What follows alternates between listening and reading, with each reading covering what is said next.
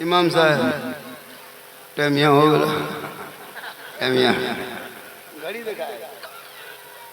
2 ही रकत पढ़ता है, पीछे 4 रकत घोटाला किया, आगे 4 रकत चोरी किया, 2 रकत पढ़ के निकल गया और गली में बैठ के बोल रहा मौलाना इस्लाम खतरे में।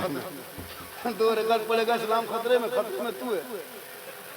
मेरा इस्लाम इतना कमजोर मेरा धर्म थोड़ा है कि चंद बेटियों का निकाब नोच ले तो इस्लाम मिट जाए, चंद मस्जिदों को तोड़ दे तो इस्लाम मिट जाए, चंद मदरसों को ताला लगा दे इस्लाम मिट जाए, चंद बेटों को जेल में डाल दे तो इस्लाम मिट जाए, कुरान के पढ़ती सड़कों पे फाड़ दे तो इस्लाम मिट जाए, नबी की शान में गुस्ताखी कर दे तो इस्लाम मिट जाए। ये इनकी भूल है। अरे जिसने इस्लाम मिटाने के लिए आगे बढ़ा वो मिटाने वाले मिट गए। इस्लाम कल भी जिंदा था, आज भी जिंदा है, क़यामत तक जिंदा रहेगा, क्योंकि कौले मोहम्मद कौले खुदा फरमान न बदला जाएगा, बदलेगा ज़माना ला कुरान।